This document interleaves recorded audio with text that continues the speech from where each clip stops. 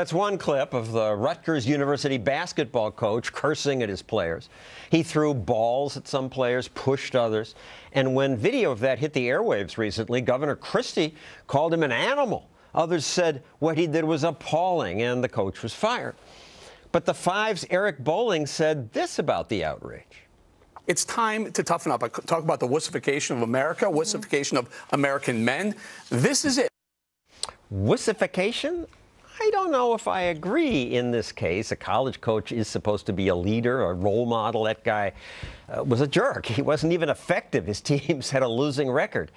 And bullies are a big problem in schools, and now we're told bullying is getting much worse. But Sue Porter, the author of Bully Nation, disagrees. She says bullies are no worse now, and overprotective parents and legislators do more harm than good. So, really protecting the kids from bullies?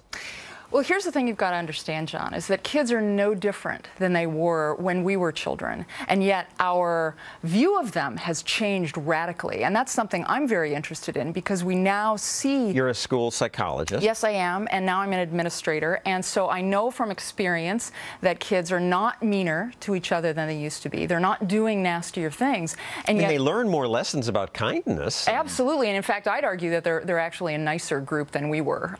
Me too. Yeah, they're more polite. They really are. At least the kids I work with are a lot nicer than I was. But things shifted after Columbine, and we are now a nation that is not only fearful of children, but we are raging at them. What are we doing that's harmful? Well, we no longer call kids stupid when they fail a math test. And yet when they make a mistake in a relationship with another child, we are giving them a label that fixes in our mind who that child is. You're a bully. Absolutely. And conversely, you're a victim. That's just as dangerous because you're giving the child a message that their identity comes from their pain and weakness. All right, back to the Rutgers basketball coach. Wasn't that an evil thing he did, and shouldn't he have been fired? Coaches do extreme things to get extreme responses. I was an athlete in college, and, well, my coach never said any words, but I think what that guy did is abused his power, and that's what our standard definition of bullying is. So was he a bully? I think he was just a bad coach and probably need a lot of discipline. But the reaction to this, you say the reaction went too far? Well, let me tell you, as soon as we use the term bully, we have license to get enraged with whoever we give that term to. And you argue that coaches are supposed to be tough, and athletes perform better when the coach yells at them. Oh, well, yeah, I wouldn't have performed very well as an athlete if my coach had said, "Yay, you're so great."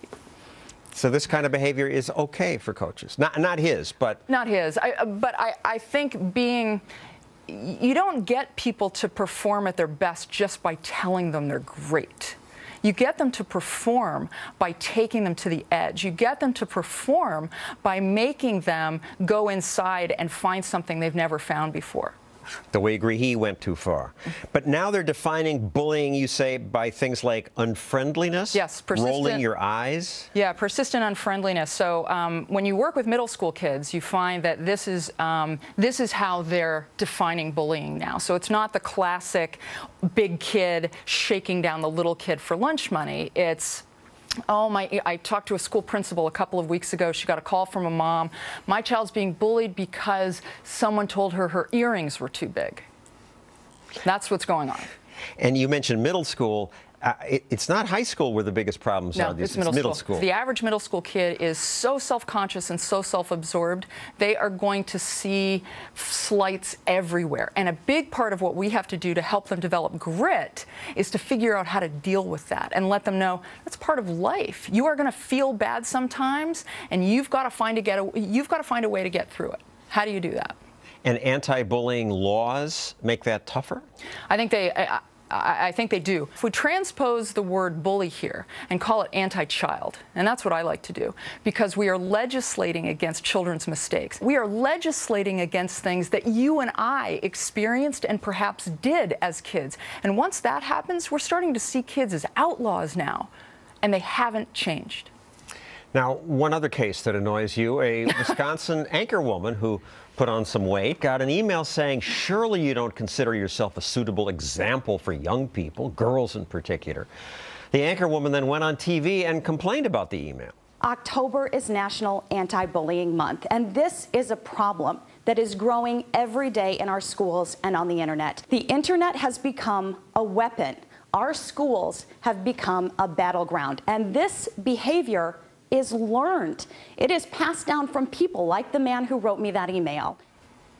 So what's the problem? So if we look at the classic definition of bullying, it's got to do with power.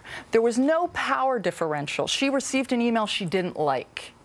That guy couldn't fire her. He had the only thing he did was influence her feeling state.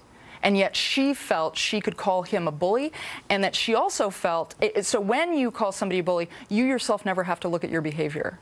And she went on TV to talk about it, and what about that guy's reaction? She probably doesn't care about that.